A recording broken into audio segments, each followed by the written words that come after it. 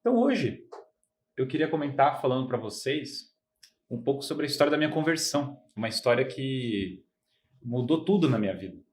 O momento da minha conversão, para mim, não é só um momento de encontrar a fé, mas é um momento que minha vida, toda a forma como eu vivia, foi de outro modo. Então, assim, quando eu falo conversão, muitas vezes eu poderia pensar, você era de outra religião, você é protestante, judeu ou alguma outra coisa. Não era bem o caso. Na verdade, eu fui batizado católico, fui batizado lá em Natal, Rio Grande do Norte, fui visitar minha cuia batismal de batismo, lá no centro da cidade de Natal, uma igreja histórica. E fiz primeira comunhão. Estudava no colégio católico chamado Santa Catarina de Sena, em São Paulo. Tinha uma formação católica nesse colégio. Mas a formação do colégio não era... Acho que essa história é como a de muitas pessoas. Assim, muita gente passou por colégio católico, mas não teve uma formação que conseguiu se identificar. E era o meu caso. Eu não tinha... Assim, a freira que dava catequese era até uma pessoa muito boa, mas era uma formação muito simples. Ela falava sobre ser uma boa pessoa. São coisas que ao longo da minha infância no colégio, eu não consegui ter tanta empatia. Então falava, seja uma boa pessoa, cuide dos animais. Então, tinha uma série de coisas que não gerava uma empatia tão grande. E ao longo da adolescência, eu fui me afastando da igreja. Meus pais não eram realmente de ir à missa, ou de ter orações em casa, ou de ter alguma leitura espiritual. Então, em casa, nós não tínhamos esse hábito. Eu ia para o colégio, tinha alguma aula de catequese, e depois voltava para casa, assim, vivia uma vida completamente ordinária. Isso ao longo da minha infância toda, da minha juventude. Então, depois da primeira comunhão, eu realmente fui me afastando da igreja cada vez mais. Eu lembro quando eu cheguei no colegial, eu já tinha assim, uma visão bem pagã das coisas, bem materialista e tal. Na época eu comecei a ler livros de economia, e aí eu caí no libertarianismo. Eu fui libertário e tal, essa foi uma fase divertida. Aí no colegial, aí eu peguei e caí, comecei a ler aquele livro, Guia Politicamente Incorreto do Capitalismo. Eu falei, cara, essa é a solução para o mundo, vamos privatizar tudo, né? Aí eu falei, cara, a gente tem que privatizar as praias e tal. Uma fase muito peculiar. E aí, dentro dessa fase de privatizar as praias, não sei o que, sim, porque eu tinha aula na escola, o viés era bastante marxista, em geral, bem de esquerda. E aí eu falei, cara, então eu vou ser bem capitalista, entendeu? Para combater e tal. Mas eu via a igreja como uma... Eu tinha sido ensinado desse modo e eu via a igreja desse modo. Eu via a igreja como um instrumento de repressão, como uma coisa que estava... Um instrumento de poder para dominar as pessoas tal. E que tinha sido uma coisa boa a redução da presença da igreja na sociedade. Essa era a visão que eu tinha, né? Mas a minha vida nessa época era muito razoavelmente vazia, assim, muito desprovida de propósito. Eu imaginava que as festas, assim, festas, não sei o que e tal, era isso o sentido, sentido da vida era ganhar dinheiro, buscar o prazer e evitar o mínimo possível de dificuldades na vida. Essa era muito minha visão de mundo nessa época, né? E aí, nesse período colegial, mas uma coisa muito boa começou a acontecer. Eu comecei a ler livros. Quer dizer, por mais que fossem livros Hayek, não sei o que, eu comecei a ler essas coisas e falava, cara, isso aqui é muito interessante e tal. E tendo o hábito da leitura, cara, na escola eu tive muito pouco acesso a livros bons, assim, muito pouco. Não é... A maioria dos livros era os livros, o pai me compra um amigo, tal, umas coisas meio doidas, assim, que eu não tinha interesse nenhum. Durante um ano na escola, eles passaram um livro do Tolkien e um livro do A Volta ao Mundo em 80 Dias, do Júlio Verne. Eu lembro que eu li os dois assim, fiquei, cara, esses livros são maravilhosos, tal. Daí depois a professora entrou na sala e falou, gente, olha, esse semestre realmente foi uma exceção, a gente passou esses livros ruins, entendeu, para vocês e tal. Agora vamos voltar com livros que tem mais um paradigma do materialismo histórico, não sei o que, pra vocês não divergirem. Mas A Volta ao Mundo em 80 Dias foi um livro que eu gostei tanto que eu li o livro em uma noite. Isso quando eu tinha lá uns 12 anos tal. E esse outro livro do Tolkien, que era o Mestre Gil de Rã, cara, esse livro tinha sido para mim assim, eu tinha me apaixonado pela Idade Média com esse livro. E aquilo tinha ficado na minha cabeça, essas duas coisas, mas daí passou o tempo, fui pro colegial e daí caí naquele hedonismo bem comum assim para alguns meninos de colegial. Então eu tava nesse paradigma hedonista, era aquele aluno rebelde e tal, ficava jogando capitalismo nos professores que eram de esquerda e tal, tinha esse período. E eu entrei na faculdade de Direito. Faculdade de Direito da PUC de São Paulo. Passei lá no vestibular e comecei a faculdade de Direito. E eu comecei a faculdade de Direito, cara, e o clima da faculdade de Direito era muito pesado para mim.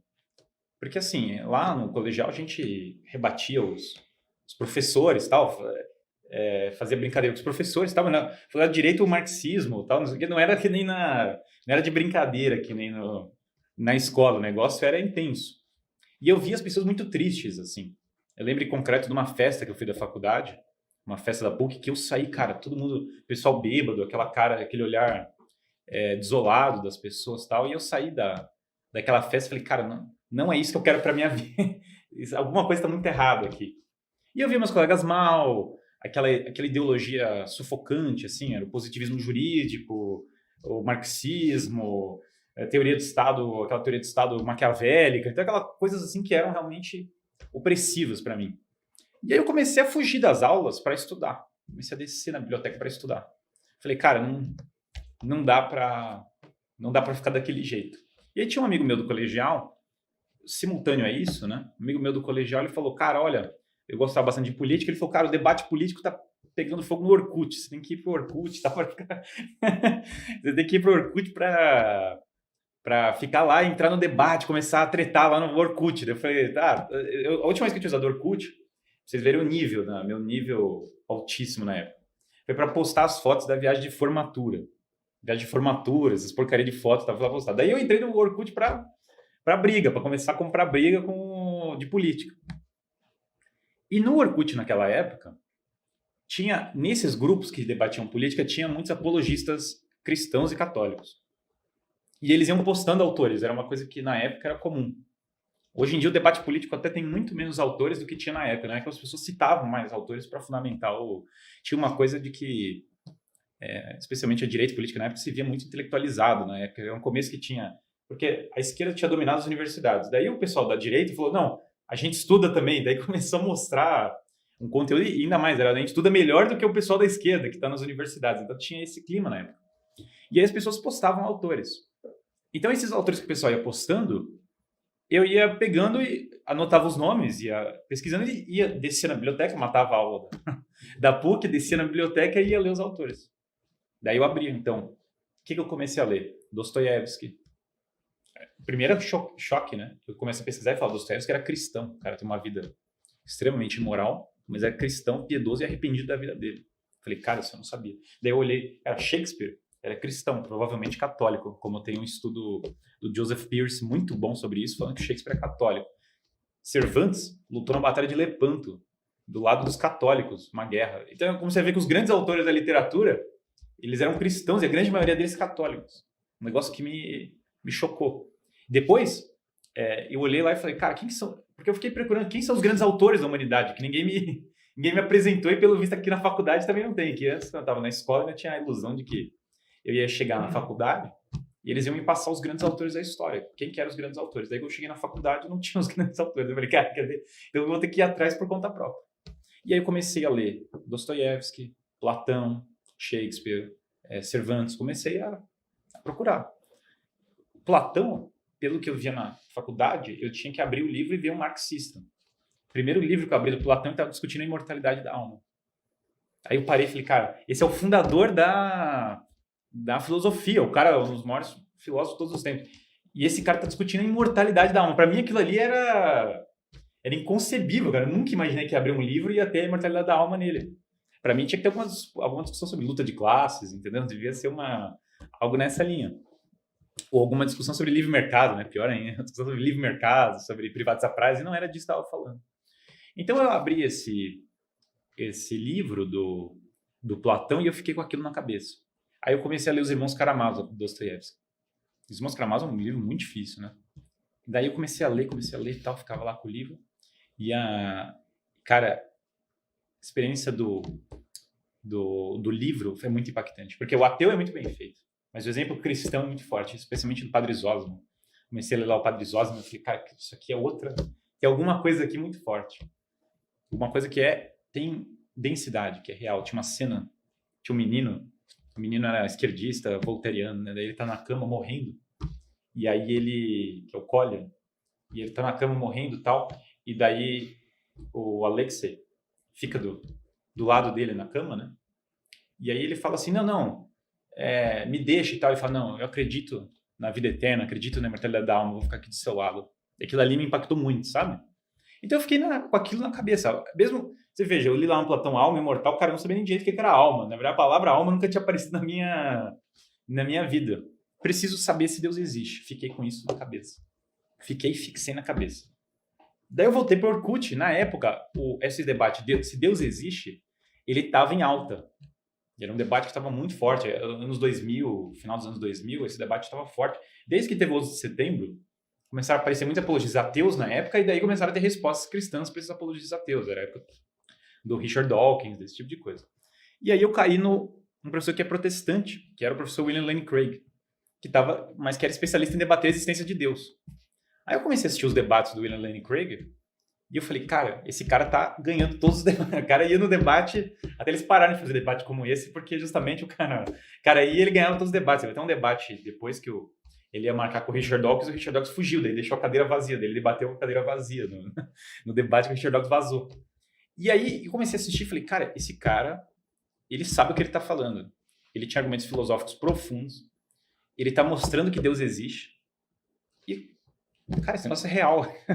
Aí eu comecei a procurar e falei, qual que é o gênio por trás desse William Lane Craig? Porque ele citava vários, ele fala de Al-Ghazali, Leibniz, vários autores. Mas não eram esses que me parecia que era a genialidade por trás disso, né? Inclusive, nessa época, pouco tempo depois, eu encontrei o William Lane Craig. Encontrei o William Lane Craig e conversei com ele em pessoa, porque nessa época ele esteve no Brasil. Isso é uma história bem interessante. Daí tinha uma divisa do lugar que ele ia dar palestra. Isso não foi no Mosteiro de São Bento, foi numa livraria, que ele foi falar que era do lado de casa. Aí eu fui lá na livraria, pulei e fiquei conversando com ele. Aí ele mesmo falou pra mim, ele falou, eu sou protestante, mas eu fui no Mosteiro de São Bento e eu fiquei impactado com a beleza do lugar. O lugar mexeu comigo. E aí o autor que eu identifiquei na época como realmente um gênio por trás daquela argumentação se Deus existe, foi São Tomás de Aquino. E eu lembro quando eu fui falar com ele, eu falei, cara, São Tomás E aí ele falou, não, realmente, o William Lane Craig falou isso pra mim, isso foi em pessoa, eu tava falando lá com ele. E ele falou, olha, São Tomás realmente é o autor que, assim, é indispensável, ele é a base pra muita coisa que tem na filosofia e tal. E aí eu falei, cara, mas São Tomás de Aquino, putz, eu ouvi na escola que São Tomás era uma coisa defasada, um imbecil, uma figura ignorante, Idade Média ou Idade das Trevas, então só tinha cara burro, alguma coisa está errada, entende? Teve o progresso da civilização e tudo, alguma coisa tem de errado nisso, cara, tá me recomendando aqui um autor do século XIII. E aí eu peguei para ler o São Tomás de Aquino, eu peguei a Suma Teológica e fiquei com aquilo ali, falei, cara, é simples. Se esse São Tomás é o cara que estão fazendo a apologética que Deus existe com base nele, se eu ver o quanto esse cara é absurdo e errado, daí é fácil, daí eu não preciso ser cristão, entendeu? Porque daí não quer dizer que a coisa está errada. Se esse é o peso pesado dos caras, é só bater nele que tá tudo fácil. E aí eu peguei a Suma Teológica e comecei a ler. Comecei a ler sem parar. Daí deu 1 dia, 2 dias, 3 dias, 4 dias para a Suma Teológica. Ficava lá sem parar. E aí quanto mais eu lia, mais eu olhava e falava, cara, esse cara tá falando assim, é a mais pura verdade e ele sabe exatamente o que ele tá falando. Eu não tinha todo o ferramental metafísico para entender todas as coisas, mas eu via claramente que ele sabia exatamente o que estava falando. E quanto mais eu tentava ir contra, pior ficava para mim. Quanto mais eu tentava atacar, pior eu via. Daí na próxima página tinha alguma coisa que mexia comigo de fato, que eu sentia balançado. Sobre a graça, sobre Deus, sobre a criação do mundo. Até a parte dos anjos, que eu achava mais absurdo. Eu falei, cara, até que Deus existe, posso até acreditar. Agora que existe anjo, daí já é demais. Aí já é muito longe da minha... E aí, lendo a parte dos anjos e tal, e as outras, eu falei, cara, esse negócio aqui... Esse é o cara. Esse é o cara que sabe o que está acontecendo. E aí eu parei e falei, Deus existe. Olhando os argumentos lá do Craig, olhando lá especialmente de São Tomás, eu falei, Deus existe. De fato, Deus existe. E aí? O que eu faço? Eu parei na cadeira do quarto. Veja, eu não conhecia nenhum cristão praticante. Tirando minhas avós, assim, mas eu não conhecia, não tinha contato com cristãos praticantes. Nenhum católico praticante, muito menos. E daí eu falei, cara, será que eu deveria ser católico, ortodoxo, entendeu? O que eu deveria ser? Daí, quando eu fiquei nessa dúvida, eu parei e falei, cara, primeiro, pelo que eu tô lendo aqui no São Tomás, não é só questão de Deus existir, realmente, Cristo. E daí eu pesquisei várias coisas sobre isso, tinha até um documentário de um cara, The Case for Christ, que é um documentário protestante também, mas era muito interessante sobre Cristo, como que Cristo encaixava as profecias do Velho Testamento e tal, não sei o que, é uma coisa interessante. Mas o ponto-chave para mim foi o seguinte, quando eu parei, falei, o cristianismo parece a religião verdadeira, realmente ele tá nessa linha. Até li, tinha até esquecido, um livro do Mortimer Adler. O Mortimer Adler Vocês sabem que ele fez aqueles livros Como Ler Livros, Aristóteles para Todos, ele foi um dos apologistas da educação clássica. E o Mortimer Adler não foi católico a maior parte da vida dele. A maior parte da vida dele, ele dava aula para freiras, para seminaristas e tal, e ele não era católico. E ele, no final da vida, foi afunilando o conhecimento dele e concluiu que a Igreja Católica era verdadeira. Interessante. E eu li um livro do Mortimer Adler nessa época sobre religião. E aí eu fui fechando o funil e falei, cara, o cristianismo é religião. E aí, na hora de falar assim, ó, você é protestante, você é católico, você não sei o quê, eu abri o São Tomás. E eu comecei a ler os pontos de controvérsia, o que tinha de diferente entre os protestantes, os ortodoxos. O São Tomás até escreveu um livro sobre os ortodoxos, né? E eu falei, cara, se esse cara é católico, eu sou católico também. Se São Tomás é católico, é porque eu sou católico. Foi esse ponto que eu parei e falei, é isso. Daí, eu falei, tudo bem, Deus existe e a Igreja Católica é a Igreja verdadeira. O que eu faço com a minha vida, né? Porque a minha vida não tinha nada a ver com isso. E aí, qual que era o livro católico que eu tinha? Porque eu não tinha livros católicos na minha casa. Aí eu falei, olha, tem a Bíblia da Primeira Comunhão, que eu não sei, ela foi a Bíblia da Primeira Comunhão do meu irmão. Eu não lembro se ela tinha sido a minha também, da minha Primeira Comunhão, mas era a Bíblia da Primeira Comunhão do meu irmão, porque a minha, se brincar, já tinha ido embora, uma Ave Maria daquelas. Aí eu puxei aquela Bíblia e falei, pronto, é isso aqui. Eu preciso aprender isso aqui. Aí eu abri e tinha assim, como rezar o terço. Aí eu puxei um terço que tinha da Bíblia, um terço de plástico branco, certo? Aquele texto bem, aquele terço bem assim, veio junto com a Bíblia, né? E eu comecei a rezar aquele terço. Comecei a rezar e foi aí que eu senti o chamado de Deus para minha conversão. Foi um momento que minha vida mudou, foi a partir daquele momento. E aí eu comecei a rezar e tal. Daí fui pesquisando várias coisas e tal, comecei a pesquisar mais, fui parar no Padre Paulo Ricardo. E daí lá no Padre Paulo Ricardo tinha uma parte que ele falava assim, ó, a confissão.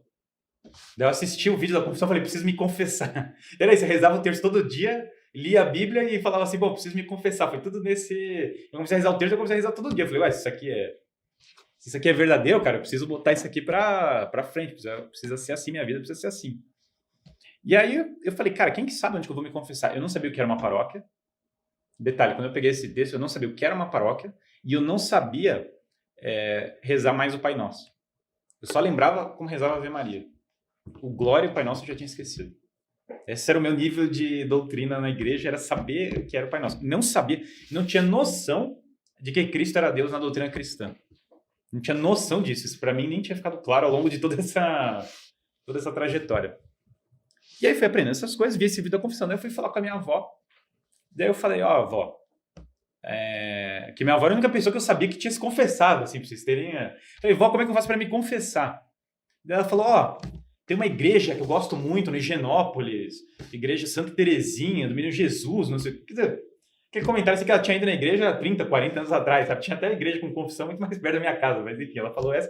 Daí eu peguei o ônibus e fui lá para a igreja do Higienópolis. Apareci lá e falei, ó, tô aqui para me confessar. E o padre estava até surpreso, porque pelo que eu vi ali na época, não era tão comum o pessoal, por exemplo, se confessar na igreja, não era tão habitual. E eu falei pro padre, olha, eu não me confesso desde a minha primeira comunhão, minha última confissão foi antes da primeira comunhão, talvez tinha sido a única, não lembro se tinha tido outra, mas provavelmente eu confessei nessa ocasião só uma vez, que foi antes da primeira comunhão. E aí eu falei, padre, ó, preciso me confessar, tal. E aí eu comecei a falar minha vida toda pro padre. Comecei a dizer todos os meus pecados, tal, bem, e ele me deu absolvição. E aí, a partir do momento que eu recebi essa absolvição, eu falei, ó, vou à missa agora com frequência. Aí tinha a missa na frente de casa, né? Que era a missa do Hospital Santa Catarina. Aí eu ia lá na missa do Hospital Santa Catarina, comecei a ir todo dia. Era o quê? 6 horas, aí todo dia eu ia lá 6 horas. Minha mãe até ficou brava, né? Falou, para de ir na missa todo dia, menino, você tá ficando doido e tal, né? Ficava brava e tal. Mas assim, eu comecei a ir, cara, todo dia. E aí eu botei na minha cabeça nessa época e falei assim, olha, eu preciso ler toda semana um livro. Botei essa meta para mim, falei, preciso toda semana ler um livro. Que era uma coisa que estava circulando na internet e tal, o pessoal falava isso. E aí eu falei, cara, toda semana um livro. Falei, cara, toda semana um livro, vamos lá. E aí eu comecei a ler toda semana um livro. Quanto mais eu lia, mais fácil ia ficando ler. Daí eu comecei a ler mais rápido. Foi um negócio que nessa época eu fui desenvolvendo. Rezava a oração de São Tomás para o estudo e mandava bala nos livros. Comecei a ler de tudo. Esses livros que eu falei, Shakespeare, clássico da literatura, comecei a ler várias coisas. E aí, lendo esses livros, né, fui desenvolvendo uma vida intelectual. Bastante paralela à vida da faculdade. Raramente nessa época eu lia as coisas da faculdade, eu normalmente fugia das coisas da faculdade. Depois eu vi que era importante estudar as coisas da faculdade também, que senão eu reprovava nas matérias. Isso foi uma coisa que eu descobri a duras penas nessa época, né? Mas até essa época eu não estava tão preocupado com isso. E aí fui começando a ler vários livros. Depois encontrei uma coisa que... Porque o que acontece? Eu era muito sozinho, então eu me converti nessa época e comecei a ir à missa diariamente, comecei a rezar o terço diariamente e fui estudando. Comecei a ler os padres da igreja. Eu parei e falei, cara, eu preciso descobrir o que é o que é o catolicismo, alguém precisa me ensinar. Daí eu comecei a ler os doutores da igreja, os padres, para tentar descobrir o que era essa fé que me foi negada. Aliás, é interessante, porque eu parei e falei, cara, o que aconteceu com o mundo nessa época? Eu tive uma crise, assim, que eu parei, o que aconteceu com o mundo? Porque a minha expressão era como se o mundo tivesse se perdido. Como se o mundo tivesse deixado de ser o que era para ser, sabe? Na faculdade, meus amigos, nossa senhora, foi terrível. Meus amigos, eles se afastaram de mim brutamente, assim. Brutamente. Então, o negócio, assim, pra eles era claríssimo. Eu tinha ficado insano, certo? Teve um amigo meu de faculdade que se converteu depois também. Falei com ele nessa época, né? E até se ele estiver assistindo, ele vai saber essa história. Falava com ele. Daí teve uma hora que eu falei, vou parar de falar de Deus pros caras que não vai dar em nada. E ele só rezava, né? Daí passou, tipo, isso foi tempo depois. Aí passou um ano, ele me mandou uma mensagem e falou, tô aqui no santuário o santuário de Nossa Senhora do Carmo, no centro da cidade de São Paulo. Daí eu fui lá encontrar ele, daí eu fui passear com ele, daí comecei a perguntar sobre tudo, se Deus existia, sobre tudo, e fui falando. E o cara realmente passou aí por uma conversão, né? Então esse foi um dos meus amigos da faculdade, só esse cara. De resto, meus amigos, de regra, me largaram, assim, entendeu? O Guilherme ficou doido, o cara não vai em festa, o cara falando de confissão, quer dizer, o cara realmente pirou. Até o professor de teologia veio me procurar na PUC, né? Preocupadíssimo comigo e tal. Ele veio falar, olha, você tá muito dogmático, você tá, assim, muito fora do... Você acredita mesmo nos dogmas e tal. E aí eu falei pro professor, professor tal, o professor é muito simpático, ele andava de sandália. Ele falou para mim que ele estava fazendo a história universal segundo Hegel e tal. E eu falei, professor, muito interessante e tal. Mas assim, aí ele falou para mim, você tá muito... O seu trabalho expressa que você está muito dogmático. Você virou um cara realmente muito radical e fanático. Tal. Daí, se eu não me engano, acho que nesse ano eu reprovei em teologia, uma coisa desse tipo. Assim, reprovei em teologia, tal. Enfim, daí eu virei católico e comecei mal em teologia, né, na PUC e tal. E aí, na faculdade, eu fui muito isolado. De fato, eu perdi assim meus amigos. Em parte por culpa minha, porque também recém-conversa, aquela coisa, o cara é bem Zé Cruzadinho, assim, o cara chega assim arrepiando, né? Então esse é um problema da recém-conversão. Mas em outra parte, porque realmente o clima era muito adverso, daí realmente parecia que tinha ficado doido. Aí eu fiquei uma pessoa muito isolada, não tinha muitos contatos, né? Meus pais achavam que eu estava endoidando, meus colegas de faculdade achavam que eu estava endoidando, e daí eu cheguei na paróquia perto de casa, só tinha senhorinhas, assim, que não eram exatamente as pessoas que iriam realmente ser meus amigos. Na verdade, porque as senhorinhas era legal, cumprimentava elas, mas não era assim que eu ia sair para tomar um café com as senhorinhas da paróquia e conversar sobre a fé, entendeu? Não tinha essa relação. Então, cara, eu não via, porque jovem, pelo menos ali na frente de casa, eu não via jovens ali na igreja. Então eu falei, cara, o que eu vou conversar? Como é que vai ser? E aí eu nesse contexto, tinha um curso de Direito Natural. Na verdade, foi assim, eu li um artigo do professor Marcos Boeira sobre Direito Natural. E aí eu falei, cara, esse artigo é muito bom e tal. Aí meu pai falou assim para mim, eu descobri pelo meu pai, uma coisa me deu que aquele professor que eu tinha lido o artigo era amigo dele, que era o Marcos Boeira, ele dava aula junto com meu pai. E aí meu pai falou, tá tendo um grupo de estudos lá do Marcos Boeira, você não quer ir? E aí eu fui. E esse grupo de estudos era num centro do Opus Dei.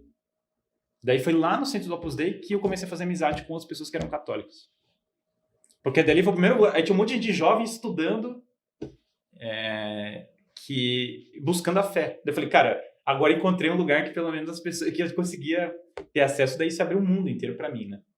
Daí esse é um outro vídeo, toda a minha relação com o Opus Dei, como foi que eu conheci, como é que foi a minha recepção e tal, é outro, né?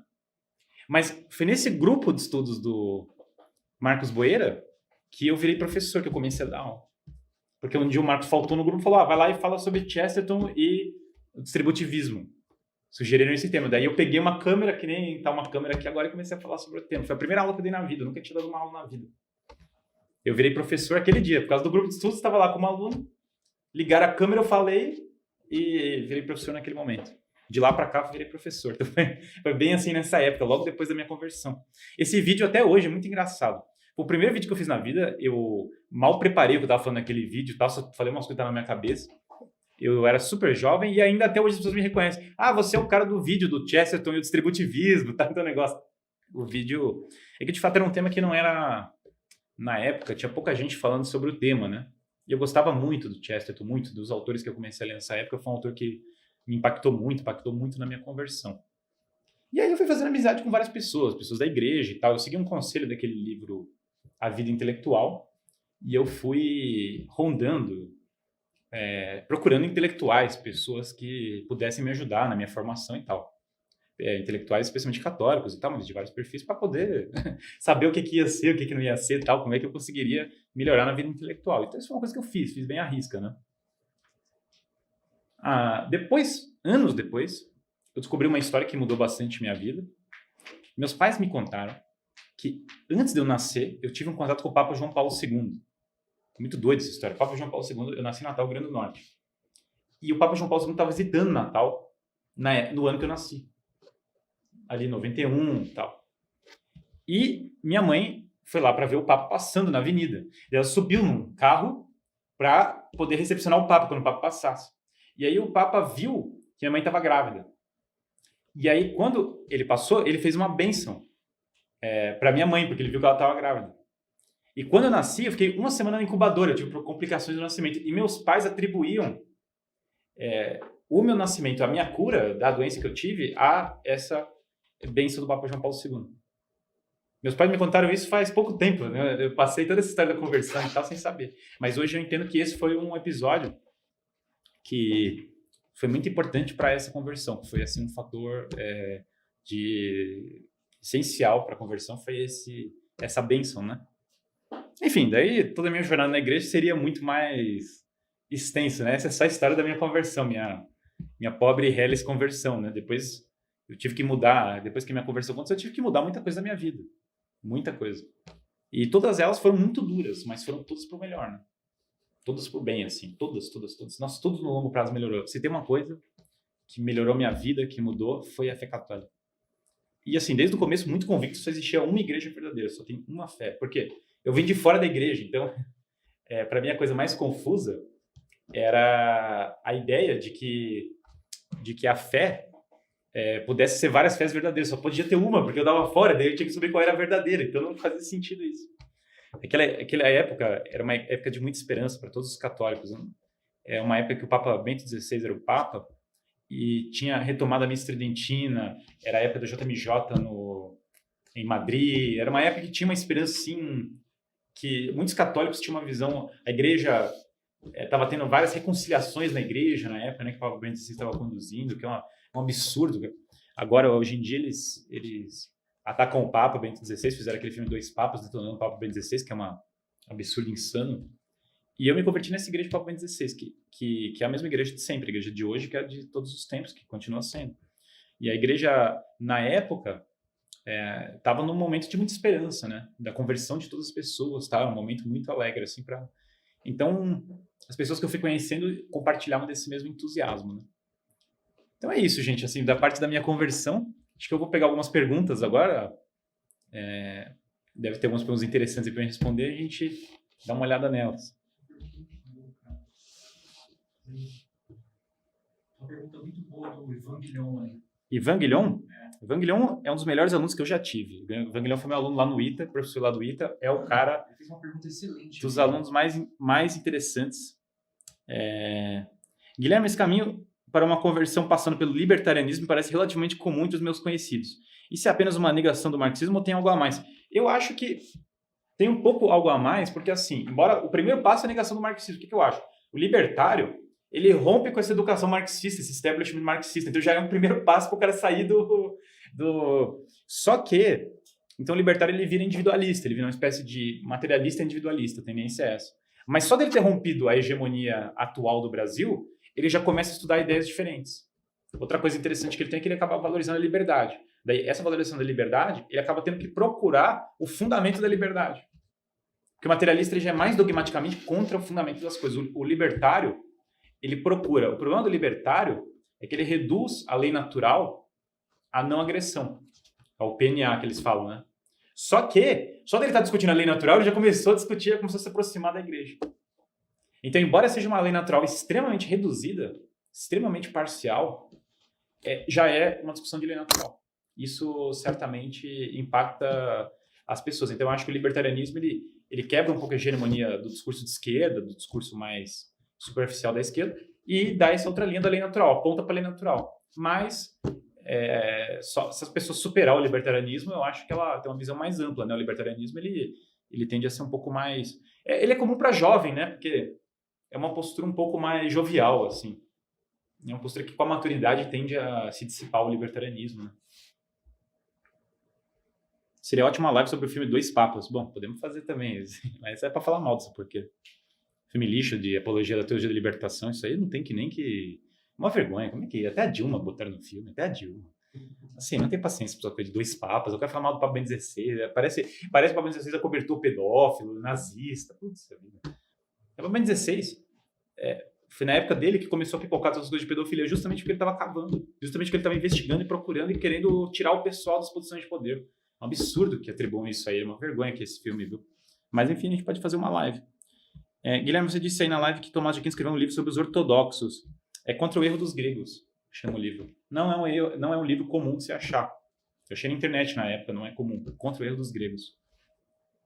Aliás, ao final da vida de São Tomás, ele dedicou a tentar resolver a questão do cisma. Né? Porque o cisma, todo mundo fala do cisma no ano 1000 e alguma coisa. Só que no século XIII teve uma rediscussão disso.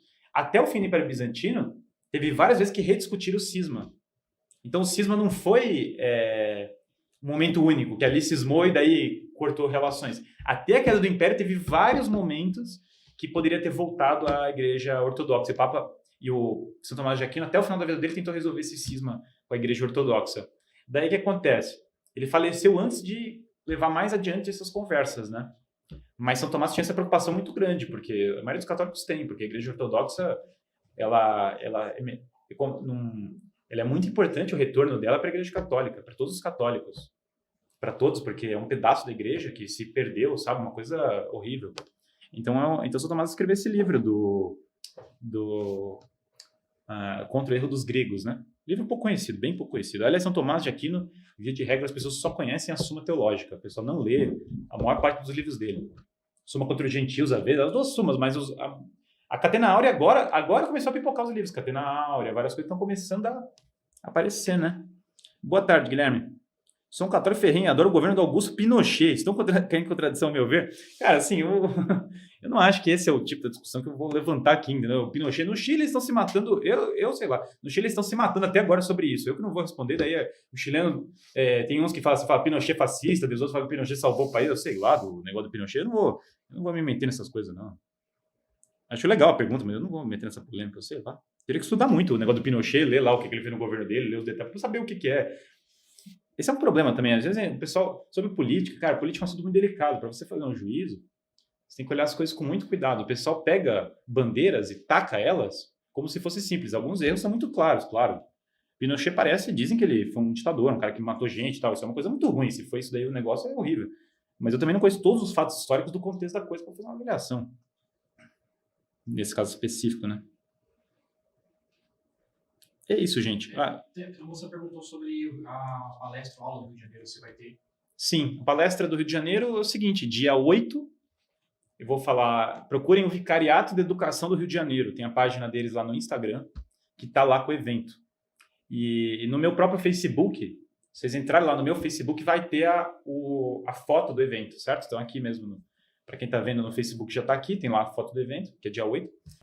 Então esse evento é muito bacana, eu estou bem ansioso, eu adoro o Rio. Sabe que o lugar que o pessoal mais gosta de mim no Brasil é o Rio de Janeiro.